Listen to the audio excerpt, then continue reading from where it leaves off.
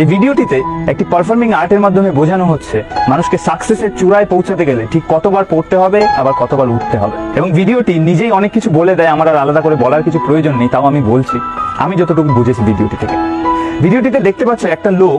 একটা সিঁড়ি দিয়ে ওঠার চেষ্টা করছে এবং কয়েকটা ধাপ উঠেই উনি পড়ে যাচ্ছেন, আবার উঠছেন, আবার একটা ধাপ উঠে আবার পড়ে যাচ্ছেন, এবং আবার উঠছেন, ঠিক একইভাবে আবার কয়েকটা ধাপ উঠে বা একটা ধাপ উঠে আবার পড়ে যাচ্ছেন, এবং এইভাবে বারবার পড়তে থাকেন এবং উঠতে থাকেন, পড়তে থাকেন আবার উঠতে থাকেন, এবং পড়তে পড়তে উঠতে উঠতে উনি একটা সময় গিয়ে টপ যে সিঁড়িটা আছে সেটাই গিয়ে দাঁড়ালেন, কিন্তু দাঁড়িয়েও সেখানে দাঁড়াতে পারলেন না, উনি পড়ে গেলেন। এবং এইবার পড়ে যাওয়ার পর উনি আর আগের মতো লাফও দিতে পারছেন, ওনার লাফ দেওয়ার রেঞ্জটা দেখো ধীরে ধীরে অল্প হয়ে আসছে, কিন্তু তাও উনি হাল ছাড়েননি, তাও উনি চেষ্টা করে গেছেন